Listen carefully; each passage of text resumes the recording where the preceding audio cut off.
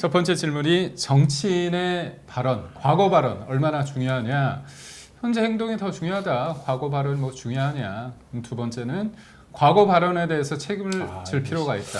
이거 쉽지 않은데. 이거 제일 어려운 네, 거죠. 제작진 둘 다 책임은 져야 되는데. 네. 어. 이거 누굴 염두에서 만든 질문인가요? 동일 퀴즈는 나와 같은 생각을 가진 사람들이 얼마나 되는지 맞히는 퀴즈입니다. 먼저 당신의 의견을 묻는 질문이 주어지며 질문에 대한 의견을 투표하게 되는데요. 그런 다음 자신과 같은 선택을 한 사람들이 몇 %일지 추측에 입력해 주세요. 점수는 오차범위 20% 내외로 투표 결과에 근접할수록 높게 부여됩니다. 다른 의견에 귀를 기울여야 맞힐 수 있는 게임. 동일 퀴즈에 참여해 보세요.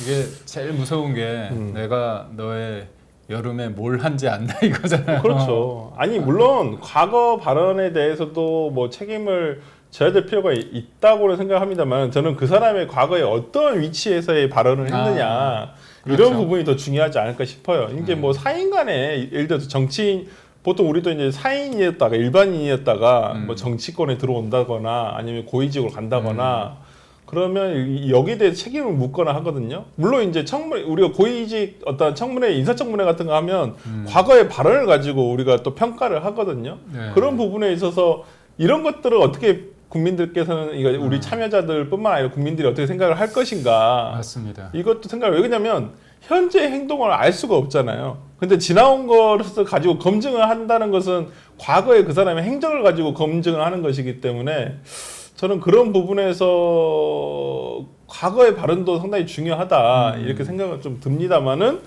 또 과거 너무 오래된 과거의 발언에 대해서 지금은 바뀌었을 수도 있는데 그렇죠. 거기에 너무 매몰되는 건 좀 너무 또 가혹한 건 아닌가. 이게 보면 어느 정도 컨센서스가 이루어지면 좋은데 야당일 때 여당일 때 이 다르죠. 입장이 또 다르기 때문에 정치적 입장에 따라서 다르죠. 이게 뭐 청문회 때 보면 항상 얘기하죠. 뭐 능력을 검증해야 되는데 이제 과거의 어떤 그렇죠. 근데 저는 그래서 인사청문회도 개인적으로는 분리를 할 필요가 있다고 봐요. 네. 그러니까 그 도덕성에 대한 판단 그것과 그다음에 업무 적합성 그렇죠. 어떤 그 사람의 전문적인 이 직에 맞는 전문성을 지니고 있는지 이런 거에 대해서 저는 좀 분리해서 인사청문회를 해야 되는 거 아닌가. 그래서 업무 적합성에 대한 인사청문회는 공개를 하고 네. 도덕성이라든지 어떤 이런 부분 가족관계 문제 같은 경우는 비공개 청문회를 하는 게 맞지 않나. 왜냐하면 이거 인사청문회 때문에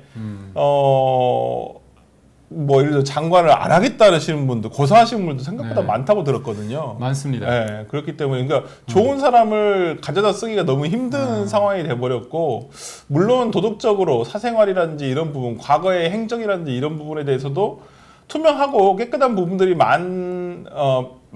맞는데 또 이제 그 사람이 또 능력치에 따라서 이 사람을 꼭 써야 된다 이렇게 볼 수도 있는 것이라서 하여튼 좀 그러긴 합니다. 그러니까 일반화 시키기는 좀 어렵다고 저도 보여요. 네, 일반화 시키기는 그러니까 어렵다. 사실 저희가 근데 다른 나라지만 너무 이제 이슈화 되기 때문에 트럼프의 사람 쓰는 법을 보면 그리고 또 보면 머스크 사람을 그렇죠, 보면 그렇죠. 이 사람에 대해서 예전에 네. 뭘 했는지 네. 그런 것보다는 이제 소위 말하는 능력 위주 그리고 민간의 시각 네. 그런 것들을 보는데 참 다르다는 생각은 좀 들긴 해요. 네, 맞습니다. 그러니까 과거에 학폭을 저지르고 현재는 착하게 사는 것과도 비교가 될 수 있을까? 뭐 그렇죠. 그러니까 이 사람이 개과천선했을 수도 있는데 과거에 잘못을 저지른 건 사실이니까 하여튼 좀 그렇습니다. 그래서 하여튼 한번 여기가 궁금한데요. 한번 결과를 한번 봐볼까요? 세대별. 과거 발언에 대해서 조금 더 가중치를 많이 두고 50대, 60대는 좀 절반이신 것 같고요. 어르신들이 어떻게 보면 현재에 대해서 좀 가능성 앞으로 잘하면 되지. 그렇죠. 이 약간 얘기고. 그러신 것 같아요. 한번 세대 성별로 한번 봐볼까요? 이거 거의 비슷하시네요. 대동소이 하시네요. 거의 3대 7. 그 다음에 전체 종합 결과를 보면 거의 비슷하실 것 같은데 이것도 한 3대 7 정도 되시겠다 생각이 드는데 저는 개인적으로 네. 과거 발언이 조금 책임이 필요하다. 근데 그 책임이라는 것들이 사실 좀 인정을 하고 내가 인정을 하고 잘못을 구하고 그 다음에 이제 뭔가 거기서 끝나는 게 아니라 거기에서 이제 국민들이나 받아들이는 사람들이 인정을 해주면 될 수 있는데 맞아요. 그런 부분에 있어서의 어떤 이제까지 어떤 일이 났을 때 감추고 아니면 뻔뻔하게 그냥 어쩌라는 식으로 배째고 이런 것들을 많이 봐오다 보니까 맞아요. 우리들이 볼 때는 아 그래도 이 발언에 대해서 책임이 필요하지 않느냐 그런 어떤 생각이 맞아요. 좀 있는 네, 것 같아요. 과거의 발언이 있었더라도 현재 어떠한 태도로 그 부분을 뭐 사과를 한다든지 아니면 그 부분을 어떻게 대응을 하느냐에 따라서 또 평가가 달라질 수 있는 부분이라서 저는 이 질문 보면서 사실 요즘 보면 정치권의 녹취 명태균 씨 녹취록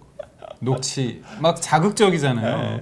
근데 이제 저는 개인적으로 어떤 생각이 드냐면 맥락이 되게 중요하잖아요. 그 당시에 선거 때 수많은 불확실한 상황에서 이 사람이 광을 팔러 다니고 뭔가 광을 팔기 위해서 뭔가 그럴싸한 어떤 수치가 필요했고 그런 거를 어떻게 보면 자기는 조작을 했죠. 네. 근데 그거를 누가 과연 직접적으로 지시를 했느냐, 관여했느냐는 아직까지는 저는 좀 거기에서는 거리감이 있다고 보거든요. 저도 약간은 보류하고 있는 네. 판단을 보류하고 있습니다. 아직은 저는 명확하게 나왔다고 생각하지 않아요. 그러니까 일방의 주장 네. 또는 누구에게 들었었다. 나는 이렇게 들었었다. 아니면 그 발언을 하는 걸 들었다고 얘기하는 명태균 씨의 말을 녹취한 것이기 때문에 저는 아직까지는 좀 판단을 보류하고 있고요.